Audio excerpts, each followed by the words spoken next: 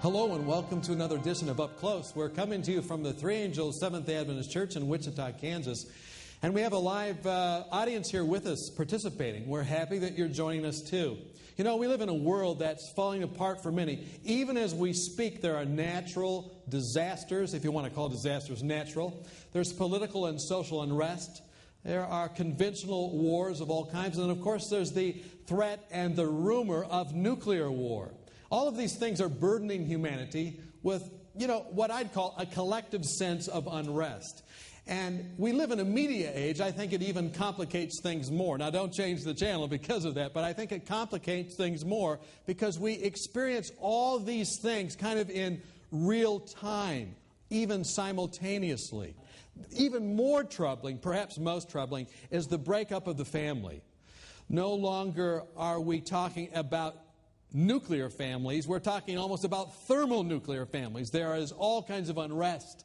And everything that used to be considered normal, a father, a mother, and children in a nice house with a sidewalk, now has changed. And we have a new normal. And that new normal, unfortunately, is fractured families, splintered relationships. In today's Up Close, we're going to be talking about the fallout that comes from divorce. Now, in this program, we're not going to be talking about the right or wrong in a divorce. We're not going to be taking sides with our guests tonight and saying, were you right? Was your spouse wrong? That probably would not be helpful.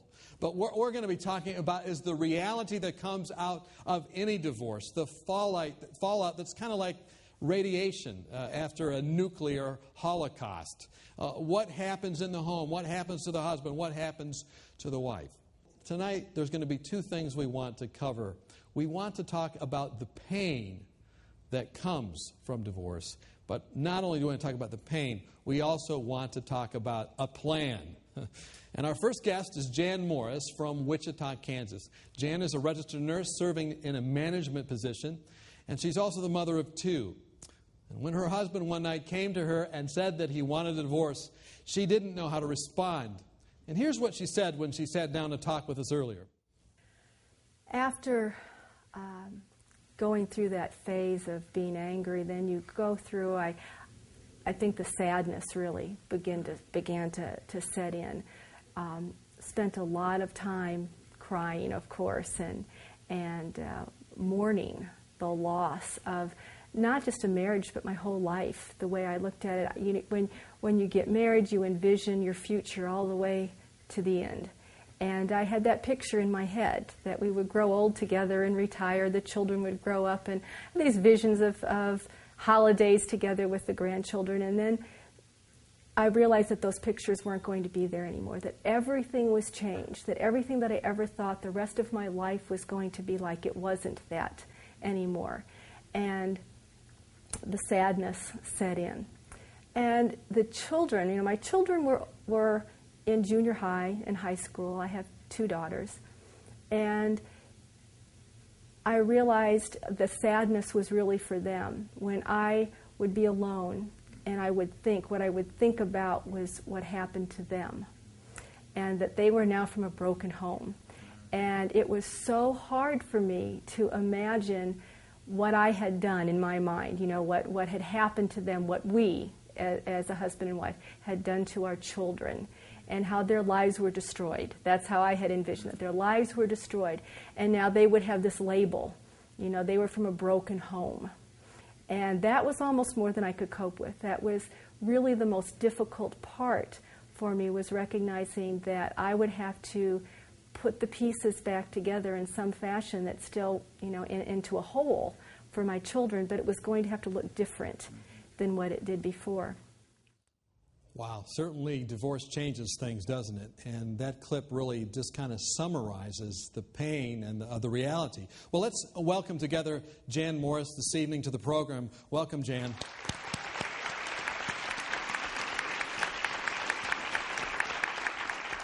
First of all, I'd like to welcome you to the program, and thank you so much. I mean, it's hard to come and talk about many different things, but especially something as personal and as affects your whole being when we talk about divorce. So thank you for having the vulnerability to be able to come and talk about that. As I listened to that that clip, as I saw that, I wondered, did this all hit at once? You know, you talked about how everything kind of was coming to an end. That's a pretty sophisticated summary of what happened. Did that hit at once? No, I think what happens is you're kind of numb to begin with. You hear the words that your spouse wants a divorce, and you process it maybe on an intellectual level, but emotionally you kind of go numb initially. And over time, pieces of it begin to sink in. As you have to deal with different aspects of that, then you begin to process it bit by bit. So many people talk about the time when they, signed the final papers, or when they received those or sent those. I don't know what the situation was in your case, but what was that like? It kind of puts a finality to the whole thing. I remember after we had the papers, they were signed, I just kind of sit there and stare at them, because it's kind of you don't really believe it's true. It's like this dream world that you're in perhaps, and you think maybe it'll change. Maybe I can go backwards. But once those papers are signed, it's final. And you realize that this is your life, this is true, and you have to go forward from that point. Well, you seem to be like a very outgoing person. Am I fair to say that? I think so. And we were talking about this, and you said that being outgoing isn't necessarily, well, let's look at one and see what you said here. One thing that was difficult was having to redefine myself as to who I was as a person. When you're married, of course, you're a couple, and you do things together, you have friends together, and you're defined in many aspects by who your spouse is, either the husband or the wife. But that was no longer true. And so I had to take a look at who I was as a person, and did that have value all by itself. I remember sometimes going to the grocery store and meeting a couple that perhaps we had been friends with, gone out to dinner with, and having to thinking, was this one of my friends or is this one of my husband's friends? And knowing what I had told my friends, but not knowing really how he had communicated to his friends what had happened to the marriage. It was pretty uncomfortable, not knowing whether do I even go up and say hello to these people, or do I just pretend that I just walked by, pretend I didn't even see them there. I was fairly bold and would usually just say hello, but sometimes those were uncomfortable situations, and realized, this just isn't going to work the way it did before. I'm going to have to find a comfort level. I'm going to have to find a way of relating on my own to who I am. So this outgoing type of thing wasn't really helping, maybe? Not necessarily. As I said, you have to kind of redefine who you are and the relationships that you have. How long did you experience these kind of feelings, like maybe worried about what you were going to say, or how long did that go on? Sometimes it still does. I think it's an ongoing process. Initially, of course, it's more difficult, but with time, as you begin to develop your own friends, it gets a little bit easier. But there's still moments in time when I meet people or in situations that perhaps I would be in normally as a couple. Those are still difficult sometimes, so it's a growth process.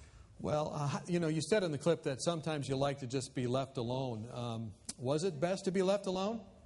Sometimes. I think it's a challenge for both the divorced person and for their friends and family to know when to leave someone alone or when to be with them. Too much of either, I think, can be bad. So people should reach out. You enjoyed people reaching out. It's just that sometimes you were with them and you felt alone anyway. Right. But, you have to be with people, friends reaching out, inviting you places, asking you to be with them. That's important to help you get back into the swing of things. Some that watch this program believe in God, some don't. Are you a believer? Absolutely. And were you ever tempted to blame God? I think I was angry at God. I wondered why He allowed this to happen, why He allowed this to happen to me, and why He allowed my children to be hurt. And so there was anger, and there was a questioning as to why this occurred. We've talked about the pain. It's real, and we need sensitivity. It's normal to have the pain. But when we come back, we're going to be joined by Marty Jones, who works in Florida Hospital in spiritual care and nurture. And she's going to help us move from the pain to a plan. So stay with us. We'll be right back.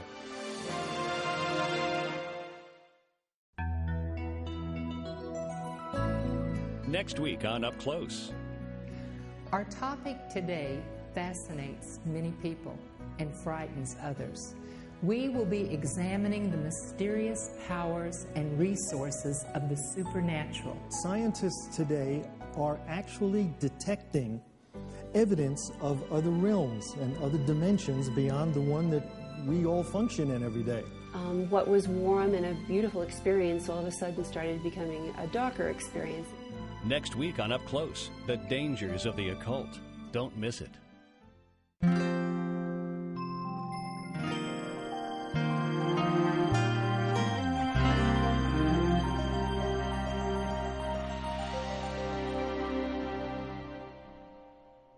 Welcome back to Up Close. I'm pleased to introduce our expert guest this evening, Marty Jones. We're glad that you're here. Now, Marty, you are in spiritual nurture at Florida Hospital, which means what? Means that I have the privilege of following people up who have a spiritual interest, and I go to their homes and visit with them and have regular studies with them if that's what they'd like. Well, wonderful. We're glad that you're here, and we just want to welcome Marty together. Let's go ahead and welcome Marty this evening. Glad that you're here. Now, being from Florida, there has been in the past and maybe in the future, there might be some inclement weather that comes through there. So we're especially glad that you're with us. Yes, I'm especially glad I haven't been blown away completely. Yes. Yes. And, you know, we have been talking, Marty, tonight about divorce. And I imagine that in your line of work, you see a lot of physical illness, is that right? That's correct. But a lot of it is probably related to underlying... Yes. Yes? Mm-hmm. And we were just visiting with Jan Morris, who shared some of the pain that came as a result of a divorce. Is the pain that she's describing, is that normal? Very much so. Very much so. In fact, did you notice how she expressed so much similarity between the loss of her marriage and even the loss or the death of a loved one? Did you notice that? How similar it was? She talked about shocked, talked about denial, having to do all this, why me? You know, the anger, all of that is very normal. What other things, what other things do a lot of people experience that maybe Jan didn't mention? Okay. Well, Jan did a good overview of what everyone experiences.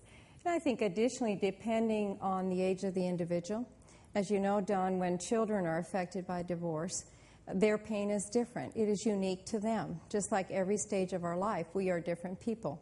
Myself included. It's interesting how ministry, sometimes you draw from your own experience.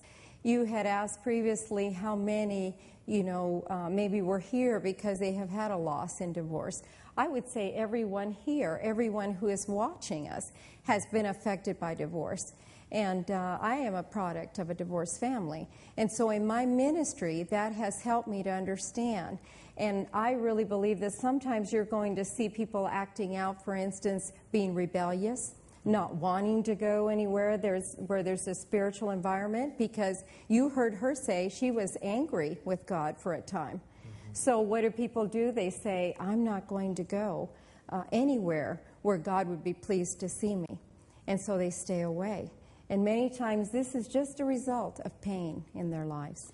You mentioned the children, and you mentioned that you are from a divorced home. Yes. Tell me a little bit about the children. Do you see these types of things? And what kind of things do we need to be concerned, and at what ages perhaps? Mm-hmm. Well, when a child is very young, many times, and I'll give you an example, in our home, we ranged at the time of our parents' divorce from age 14 to age 2. That was a large span in difference in age. The 2-year-old has very little memory at all of Dad, but the older ones had quite a memory. And so we actually were the ones who gave her somewhat of a memory, because we would talk about different things that Dad would do with us, or how he was when we were young and we were a happy family. And then the things that started to happen. So a little child may only relate by what they hear from a sibling. But an older child is taking it in very personally. In my life, I felt that I couldn't trust men, because if my father had left home, what would keep another man from leaving me? Yeah, and I think, that just plays out in different ways, doesn't it? Well, what about the teenager? The teenager usually will act out rebelliously. And that's very typical of them. You know, they're going through that time anyway. Teenage years are difficult for every child.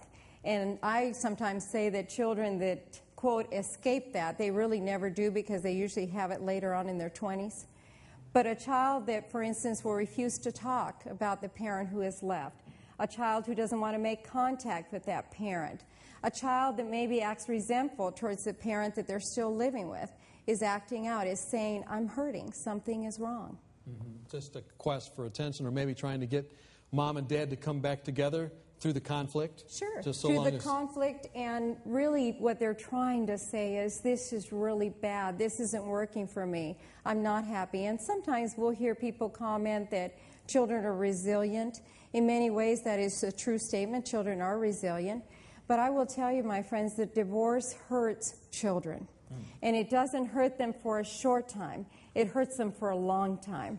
I am 52 years old, and I still at times have to deal with the pain that I felt back when I was 13. With that, all that pain that comes of grieving a loss and different things, talk to me a little bit about rebound temptations. Oh, you know, in fact, I can use another example of my own. In our family, our oldest son had a very short-lived marriage, early marriage, and immediately there was a need in his life to connect himself to a person who would care for him. You know that what happens to us when we go through a divorce many times has to do with our own self-esteem. We feel unlovable. If someone left us, it's because we're just not lovable enough. We've done something wrong. We haven't made this work. And so we almost instinctively seek for someone who will accept us and make us feel that we are lovable, that we are wanted. Doesn't that make sense? Makes sense. And sometimes we do that very early, before our emotions have had time to heal, before really we are restored as a whole person and ready to give ourselves fully to a new relationship. And that's why it's so important to allow time to go by. So how much time would you say we need to allow? Well, certainly you would allow, I would say, a minimum of 3 years. I would say in some cases longer. People need time to heal. Divorce affects us just like the loss of a loved one. We are indeed losing a relationship. You will remember that Jan said how she had envisioned herself all her life with her husband, growing old, having the grandchildren over. That is a true loss, isn't it? When she lost that relationship, that was truly a loss, just like losing a loved one to death. The difference is, of course, with death we have finality. With divorce, it takes longer sometimes. So I say allow yourself the time. It can be really hard to relate to people around us after divorce. Listen to what Jan shared with us next. Being a fairly outgoing person, I don't ever usually have trouble being with people. But in a situation like this, you sometimes, I remember thinking, what if somebody asks me something that I just don't want to answer? And it's like when any change takes place in your life, people are uncomfortable around you as well. They don't know whether to say something or whether to just ignore the fact that a major change has taken effect in your life. And so sometimes it was difficult. It was easier sometimes to just go home and stay home. And after church church was sometimes the most difficult for me. I would go to church, and having been in church for all these years with my family, my husband being there, everyone, and now, my children were older, so it was just me at this point. And that was really difficult to be there watching all these families together, watching the husbands and the wives sitting together in church and sitting there alone. And that was something that I had no idea was going to hit.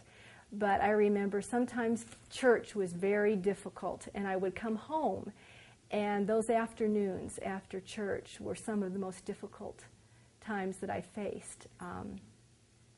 Not having anyone there to be with, knowing that there were other people in family units. And even when I was invited home after church, which my church family is wonderful, and I never felt as an outcast or felt alone with them, but even going home sometimes with other people was hard.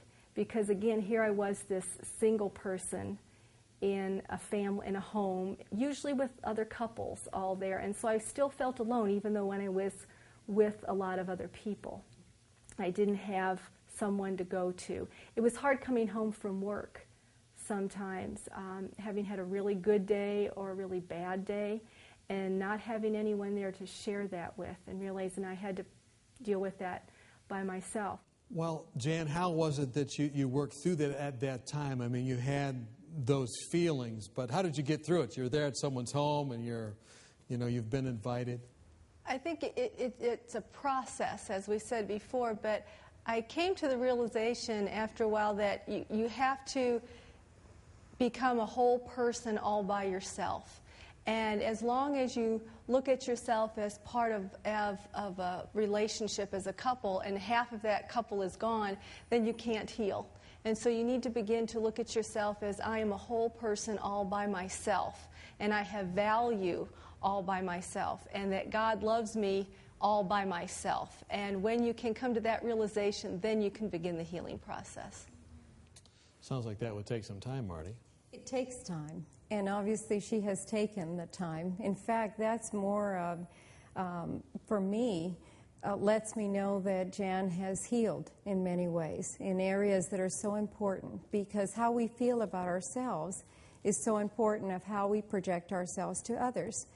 Notice what she was talking about on the tape, and how she felt sometimes even around people that she was alone because she was single and everybody was with a couple. But once she started to feel whole herself as a person, then she knew she was contributing to that group. She was no longer just a single person, she was a part of the group. That's a very healthy response to healing. So, Jan, was this like kind of a deliberate thing? You knew it was happening and you said, okay, this is what's happening, I need to do this? Or did someone come to you and tell you, you need to do this? I don't think it was either, actually. I think it was the result of a lot of prayer. It was a lot of contemplation and prayer, and actually seeking the Lord for help, asking what it was I needed to do to heal, what process do I need to go through. And the Holy Spirit, I believe, is what, that's how I was led to understand those things, reading the Scripture and understanding. So you don't come to that, I don't think, all by yourself. Mm-hmm. Well, healing takes time, and we might try a lot of different things to get there, but we have another clip that I think is a defining moment for Jan's experience, and we want to look at that and see what happened in her healing process.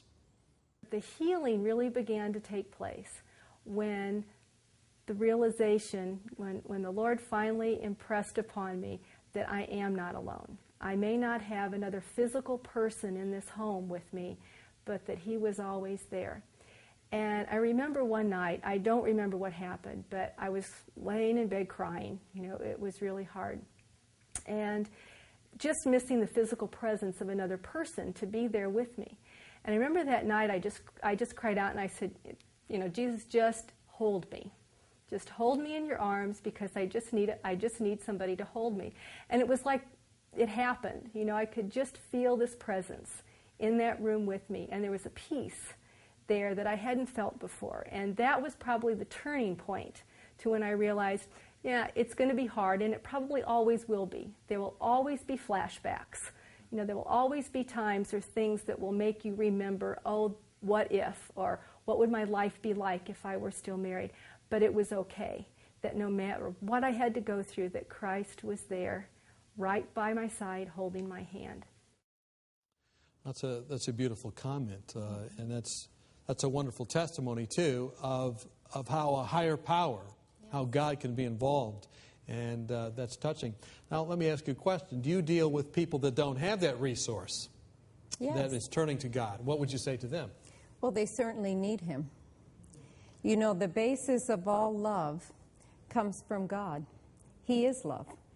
And what Jan had discovered was that in her moment of deepest pain, deepest loneliness and longing, the need to be held, to feel the presence of someone with her, God responded physically to her. That is a beautiful thing. And I believe God will do that to everyone. And they don't have to be a church-going Christian, Don.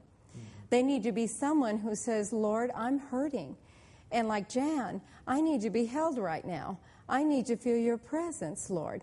And I believe that that is a beautiful opportunity for God to reveal himself to that person who's hurting. I never give people empty answers. I believe the answer for the world is the Lord. Mm-hmm. When they have the Lord, they will have the things that they need. And sometimes we're seeking in all the wrong places, you know? We go out to movies, we go out to entertainment, we try to find everything to drown out the pain instead of saying, Lord, I'm lonely, I need you desperately. And then we find that he does indwell, that he does fill us, and that he does comfort us in our time of greatest need. We've started what we're going to even talk about more in the next segment, which is we're going to talk about what it is we can do to deal with the pain, how it is that we can help others. We've been talking with Marty Jones from Florida Hospital. And when we come back, we'll continue the conversation. We hope you join us.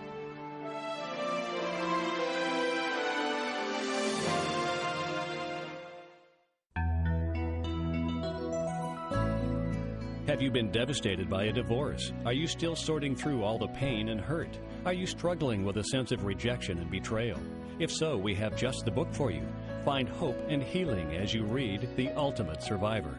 For your free gift, just write to us today at Up Close, Post Office Box 220, West Frankfort, Illinois, 62896. Or call us during regular business hours, 800-752-3226 or 618-627-4651. Ask for Up Close offer number 11.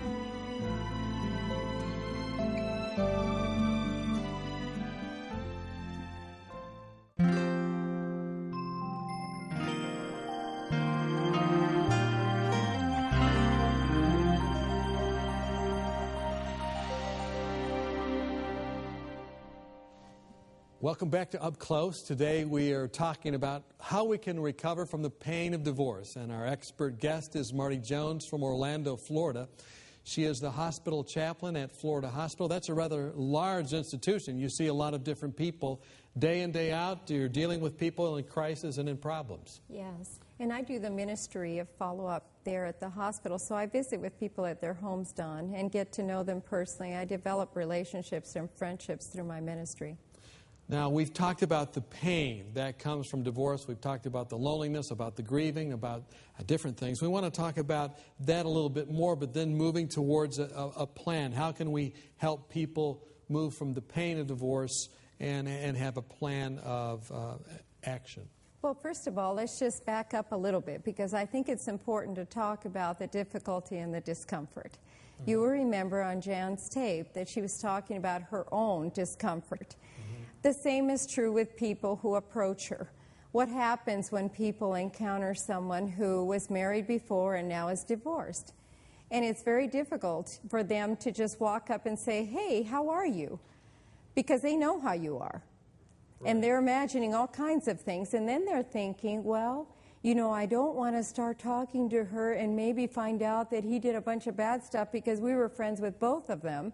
And so what happens? We pull back instead of continuing forward and saying, Jan, how good to see you. I'm so glad to see you. I'm happy that I ran into you. I wanted to see how you're doing. That doesn't take sides. It simply says, I care about you, Jan. You're important to me. And how meaningful that is to a person who's hurting. So the first step is simple. Show yourself friendly. Mm-hmm. Very, very important. I like to promote a ministry that I call a friendship ministry. But I believe it touches every aspect of hurting people. The thing that they need the most is a friend. And a friend doesn't have to take sides. A friend can show themselves friendly to both individuals. Well, what about the person that says, well, how are you doing? And then the person really tells them. Yeah, that's a good thing. You know what that tells me? What? They think of me more of a friend than I thought. You know, you don't open up like that to someone unless you trust them. And so I would immediately say, oh, Jan, I'm so glad that you trust me enough to tell me how you're really feeling. You know, I'd like to take a few moments to have prayer with you for a moment. Or I would like to take a few moments, Jan, just to hear what's really hurting you right now, what you're dealing with right now. She might say, right now I'm dealing with my daughters having such a difficulty because of all this. And I just don't know what to say, and I don't know what to do, and I'm only one parent, I'm not two. Whatever's going on in her life, how wonderful that she would open up to me. Now, Jan, you work with a lot of people. I guess you're in management and nursing. And I'm a nurse. Actually, was a nurse for a number of years. Now, when I was a nurse, there weren't many like me. Whenever I came into the room, people would say, "You're a nurse?" And, it was troubling at times. But most of the people were ladies in that profession, the majority. Is that still true where you work? That's still true, yes. And are there people that you work with that are going through or experiencing divorce?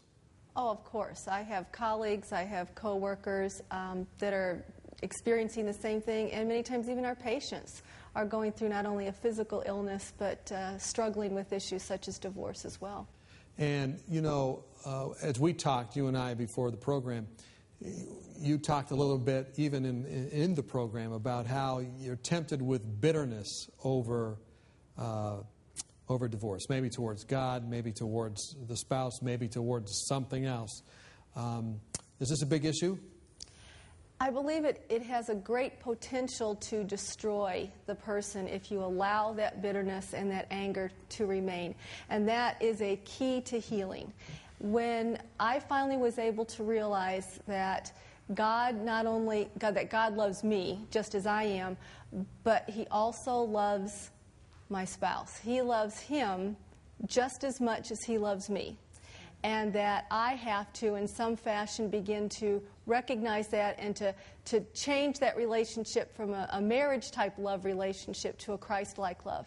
And so there's a forgiveness that you have to go through with your spouse. You have to forgive yourself for the pieces that you felt you played in that. Forgive yourself for, as I said before, the relationship or the issue I had with my children and what had happened to them. I had to forgive myself for that. And then, of course, you have to forgive God and say, I know this was not your choice, but for whatever reason you allowed this to happen, and you will be there with me through this storm and get me through. Well, that's a beautiful testimony, and it sounds like you've done that. But was it that easy? Oh, no. It's not easy, and it is still an ongoing process. I mentioned earlier that there's things that kind of blindside you periodically, and I think that with time that gets less and less, but you always have to be aware that there are going to be those moments, that it's still going to be difficult. There's still going to be struggles with holidays or family events, and when my daughter was married, that took a lot to work through that process and to be there. But it gets better with time. And if you keep the Lord at your side, if you know He's there and you call on Him, you can and will get through whatever comes your way. Amen. Beautiful testimony. What about the children? The children, of course, are always foremost, especially on the parents' heart and mind. And I believe that. I love the way Jan expresses herself about her children, her concern in creating that secure home, not having things change completely for them, but continue to make the best environment for them, is a statement of true love. In many ways, I see her placing herself in the back seat, so to speak, so that she is careful about what's happening with her children right now, so no further trauma comes to them. That is a very loving and very caring way to respond. Children who have that kind of supportive parent are going to do much better. They just are, because they're going to find that they have the avenue in which to express. They see that mom is able to express to them at times her own pain. Sometimes parents, Don, are afraid to let the children see them weeping, for instance. I remember a time in my own life after my father had left home that I walked into the room and my mother was just crying and crying and crying. And at 13, I really didn't know what to say or do, and I kind of went over there and I tried in my just awkward way, Mom, are you really okay? And I was trying to say something, but I didn't know what to say. And in her hurt at that moment, she just said, yes, I'm fine. You just go ahead. You go do your homework. You just go ahead. Well, she didn't mean to push me away. She really didn't. She wanted to avoid giving me further pain. But my friends, what happened was I felt pushed away. Do you see what happens to the child? The child feels, I can't comfort my mom. I can't. Being family is all about being able to say, oh, honey, I'm hurting so bad right now. I didn't want this to happen to us. And so I'm just hurting. Just hold Mommy for a moment. That's a beautiful encounter. What does that teach that child? When you feel overwhelmed like that, when you're crying, when you feel like you need me to hold you, you can come to me too, and your tears will be okay. And tears are okay because we're hurting, and it's an appropriate time in life to mourn what we have lost. So a strong parent, and when I say strong, I'm speaking of a parent that says, Lord, give me your strength. You know, we're not strong on our own. Right. I don't know about you, but I've discovered how weak I am, right? And when we're hurting, especially when we're hurting, we're very vulnerable. We're vulnerable to bitterness, to resentments. Our anxiety builds up. We become different people than we typically would be. And so we need a spirit inside of us to help us to deal with all those emotional feelings. You know, you've heard in the Bible about the root of bitterness. You remember years ago, Don, when we didn't have garbage disposals. I don't know about you, but my mama, with 6 children, would put this plastic bag on the sink. And we had to drop all the peelings and things in there. You all know what I'm talking about? And we would drop it in there, and at the beginning of the day, everything smelled fine.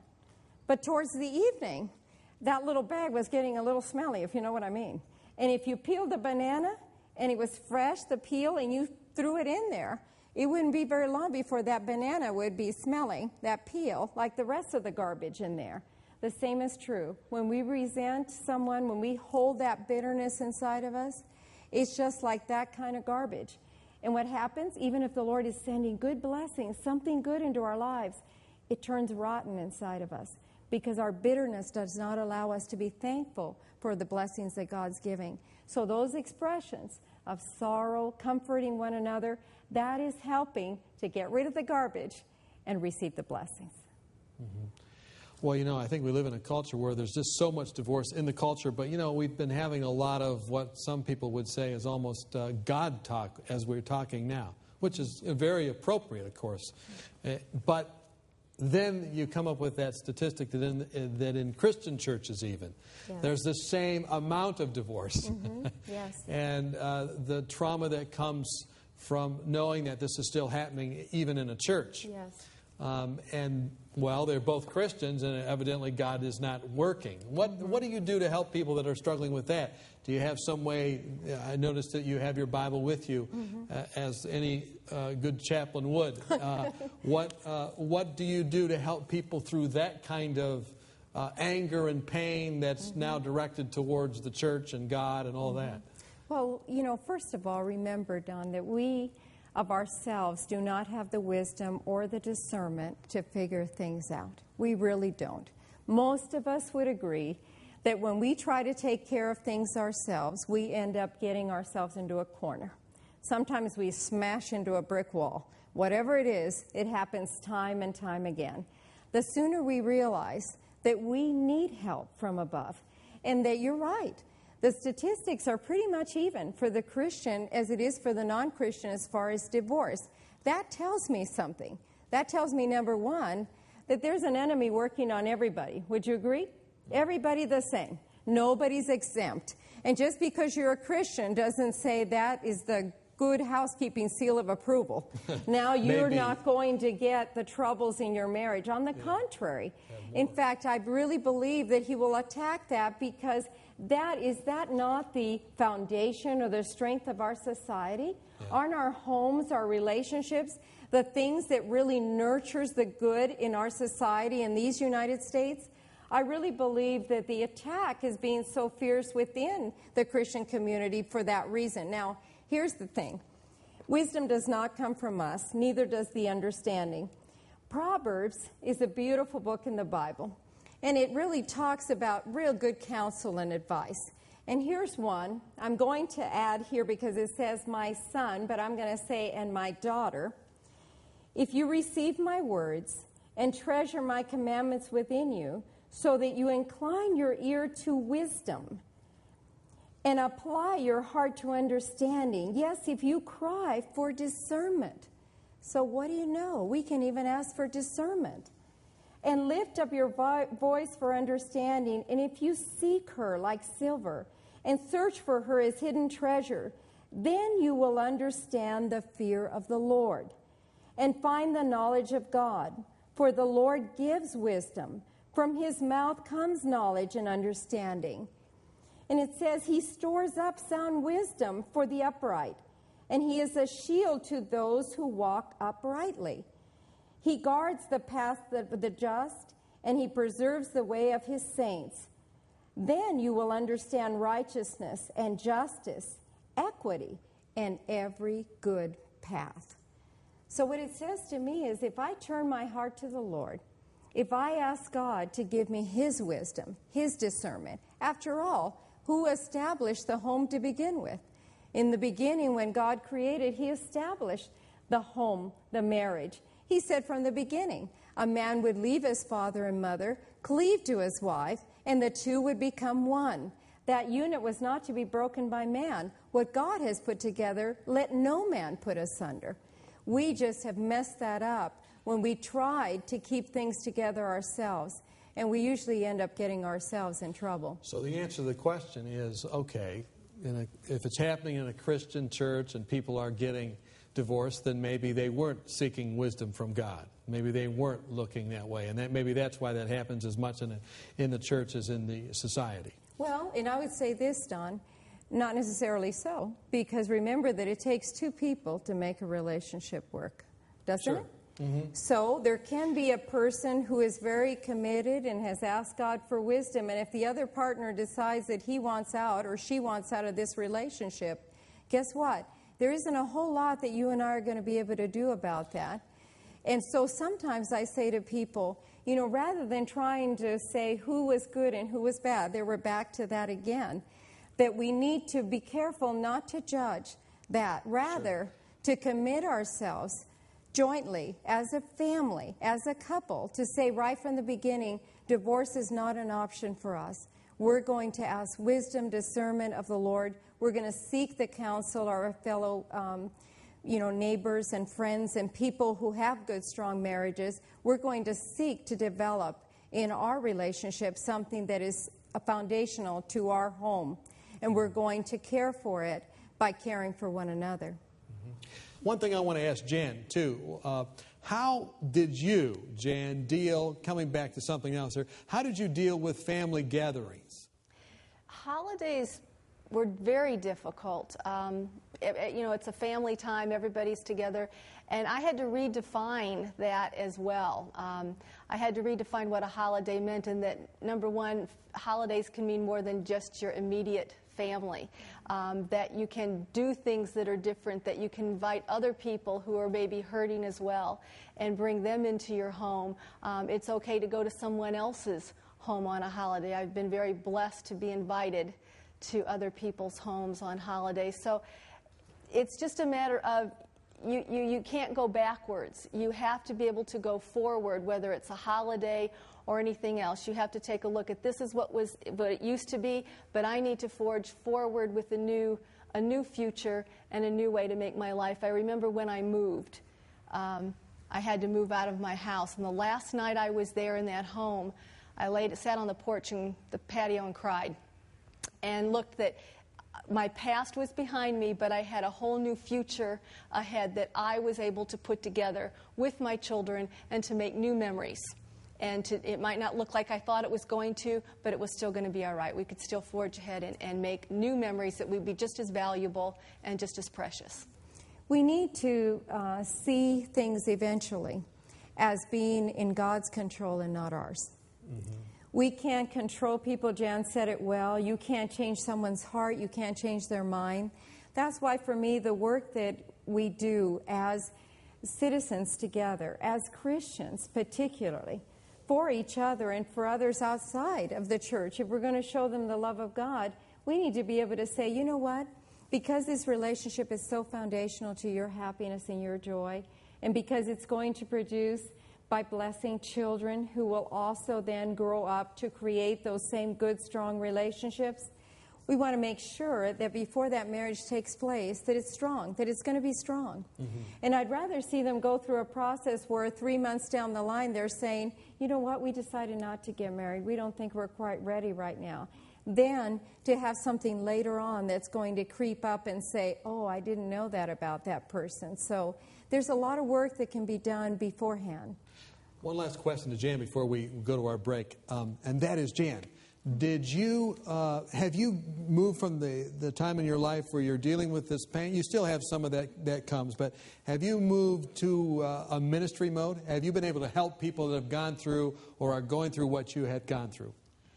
I believe that I have reached a point that I can say that I know I'm a whole person. I know that I have value and that God has given me a purpose in life. And that purpose, that all of us, whoever we are, our purpose is to minister to other people. And so I feel very blessed that I believe that I have been healed, I guess, in terms of the pain overall, and able to share what I've learned with other people. Thank you so much for sharing. It's been a joy to be able to interact with you. And we're going to be interacting now with our audience a little bit. Coming up next, we're going to take some questions from our live audience. So please stay with us.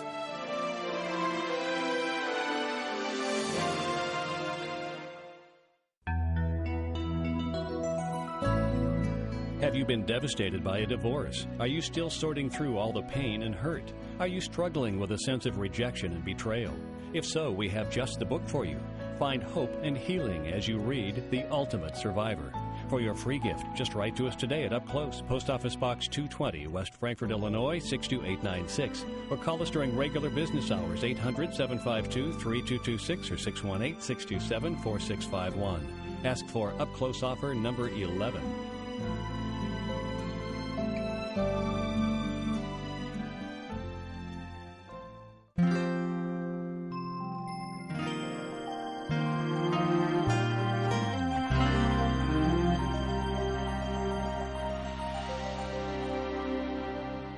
Welcome back to Up Close. We've been talking today about recovering from the pain of divorce, and we'll take some questions from our audience at this time. What's our first question? My name is Eugene Pruitt. In my work, I'm often meeting new people, and I'm wondering if divorce is too touchy or too personal an issue to bring up in an initial meeting or conversation. Should I try to help then or wait till later? I would say establish a relationship first. You know, divorce is a very private and personal thing, isn't it? It's a private matter, and usually people are very sensitive about it. You heard Jan express that tonight. So you want to make sure that you've established a relationship first so that person feels comfortable with you. And of course, I think that's an excellent question in another sense, because people can sometimes establish that so quickly. I mean, Jesus with the woman at the well had that ability. Sometimes that can happen, but it better happen or you're in the wrong area. Hi, what's your question? What's your name? What's your question? Hi, my name is Kim, and I was wondering if you could tell me what specific things parents can do to help their children cope with the pain and loss of divorce, short-term and long-term. Specific things. Yeah. Well, short term, of course, the first thing is to allow the children to mourn with you. That's so important. And we talked about that tonight when we talked about expressing tears and all of that. Long term, it's really important to continue to provide the assurance to your children, in other words, in the things you say and the way you do things, that says we're still a family, we still are a home, we will always be a family, we will always have a home, you are secure here, even though right now we're hurting. That's long-term very important. Next question. Your name, your question, please. My name is Catherine. I was just wondering, what advice can you give to children who are parents are going through divorce? How can they heal? Oh, wow. You know, and there again, my friends, time. I wish I could make it faster for anybody, but we cannot go over grief or under grief. We go through grief. And we can't go it alone. Jan said it tonight. We have to do it with Jesus. So I would say to anyone, make sure daily you're committing your pain to Jesus. And then say, Lord, please help the pain that I'm feeling today to be of some good, not only to me personally, in other words, for me to learn something from it, but that I might encourage another one who's going through a similar pain. So be open to talk to your family, to your friends, but above all to Jesus. So with the children, do you think that spending more time with them is important after divorce? Oh, absolutely. Absolutely. In fact, families ought to spend intentional time together following any crisis, a death, divorce, people moving away from the community that you've been very close to and now you're distant. It's really important to say, you know what? After school, for instance, let's say that mom is home, and let's say that you can meet after school, like around 4:30. We're going to have just a little family council. We're going to talk about how our day went today and how we dealt with some of the things that came up because of the pain we're going through. So definitely, and you can do that in the evening, spending time together is very important, whether scheduled or whether you just make it a point as a parent with younger children to say, I'm going to take some additional time at the park. I'm going to go somewhere with my kids where they can feel free to talk to me, where they can express what's going on with them. Good question. We have another question. What's your name? What's your question? My name is Susan, and my question is, what's an appropriate word to say to somebody who is contemplating a divorce? You know, I think that it's important to be very honest with people. And I would say it really hurts me to hear you say that you're thinking about divorce, because I know how much it must hurt you. Do you need someone to share with? Because, my friends, all of us go through these experiences. And so let them know that it hurts you just to know that they're hurting. And that will open a door for them to talk to you. When people feel like, oh, she doesn't understand my pain, I shouldn't burden her because it's my hurt, you're not bearing it. But the Bible tells me don't turn from your own flesh, doesn't it? Don't turn from your own flesh. So enter into that experience with them. Be willing to walk through the hurt with them. Say, I'm here for you. That's what you're saying when you say, I hurt for you. Thank you for that question. We have another question in just a minute. But, you know, helping people move through that time period by just being there with them and letting them know that being divorced is not going to maybe solve all the problems is maybe important too, wouldn't you say? Well, yes, but remember too, Don, that it's really important not to make a judgment as to what's going on, because sometimes you have very difficult circumstances. For instance, I think of issues of abuse, for example, you know, incest. There's a lot of serious issues going on out there, and we need to be very careful not to move into, oh, don't do that, that's a horrible thing to do. I happen to think divorce is tragic, period. It's hurtful, it's damaging, all of that. But I want to get deeper. I want to know what is it that this person is dealing with, and the only way I can do that is make myself available, walk with them, listen. You ought to listen a whole lot more than you talk, a whole lot more. Thank you so much for that. Next question, please. State your name and your question. My name is Dennis Stefanik. I was involved with a divorce in our family, and that I was 13, as were you. But my question has to do with adult children whose parents go through divorce. How might they relate to those parents? Mm-hmm. You know, it's interesting. Pain is different. By that I mean that you're able to express it differently as an adult than you may be as a child, when you maybe act out in different ways like behavioral issues or problems. But adult children also go through mourning and grieving when their parents divorce. Some people act like, oh, it's not going to matter, I'll wait till they're older and then I'll do it. We still hurt. And so there really is not a difference as far as that they feel pain. Rather is how we're able to process it. And I would say that if you, as parents, continue to urge them to stay close to you and be open and talk to you about those things, that is the best thing that you can do for an adult child. They will be able to respond to you. Mm-hmm. Do you think that there is a time when you need to tell the children, for instance, going back to that other question, that it's not their fault? Oh, absolutely. Absolutely. Children right away internalize things and they think, I must have done something to make mommy or daddy mad at each other. That's how they think. They absorb the guilt. And that's a very good point, Don, that you bring up. And so sharing with the children right away, you didn't do anything wrong to cause this. This is something that mommy and daddy are dealing with. And it hurts us to have to be going through this because we love you so much and we don't want to hurt you. But it was not about you. Yes, that's very important.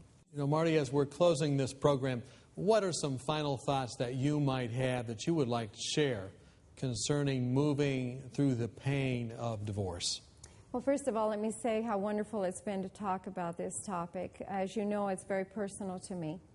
And I will tell you, my friends, that my commitment in ministry has been that I believe that one came who could set the world free from all of this. And that one was Jesus Christ.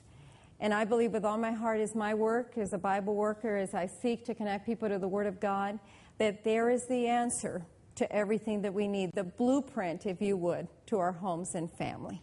And so I believe that if we will commit ourselves daily and say, Lord, today, bless my home, bless my heart, make me the kind of wife, the kind of mother that I need to be, that God will answer that prayer of faith and that our homes will be better, even just through my influence of it. Do you understand? So daily committing, fighting that good fight, rolling up your sleeves and saying, no, devil, you cannot have my family, because my family is God's family. And I'm going to make every effort to keep them strong and to keep them faithful to the Lord. It takes a real effort on our part, daily committing our hearts and lives to Jesus. And I believe that He wants all of us to have whole and happy homes. I believe that. And so I would invite each one of us to just recommit our hearts and lives to Jesus and say, Lord, you make the difference in our homes. I want to start today. And you will see the doors open, the fellowship, the counselors, everything that you need will come together because the Lord will set them in your path. Thank you so much for that. We'd like to thank our guests for being with us. First of all, I'd like to thank Jan Morris for being with us. Thank you for sharing your testimony with us. And I'd also like to thank Marty Jones for being with us. And I'd like to thank you for being with us as well. You know, as I've listened tonight and as you've listened as well throughout this program, we've sensed that people have pain, but we've also sensed that God has a plan. Amen. And wherever you are, you may say, I didn't hear anything in that program that helped me. Or you might say, I heard a lot of things that helped me. But wherever you are, I want you to just have a picture in your mind of a mountain. And there you are. And you don't know where to go. Maybe the people next to you have caused you pain. But I want to encourage you to look up at the top of that mountain. There's a text in Revelation that pictures Jesus on top of a mountain. And you're looking at Him, and you start to walk up, because when you look at Jesus, there's no one else that you want to look at except for Him, and you start walking towards Him. And as you're walking towards Him, really the distance between you and others that He wants you to be with is getting less and less and less and less. And when you get right next to Him, God has a plan for your life. He has people for your life, and He'll bring you together at the top of the mountain with Him. So wherever you are, Jesus is close to you now. As you're looking to Him, He's looking at you. And when you come together, He has a plan and a purpose for your life. Thank you so much for joining us. Thank you, Marty, for being with us. Thank you for joining us on Up Close program. Thanks.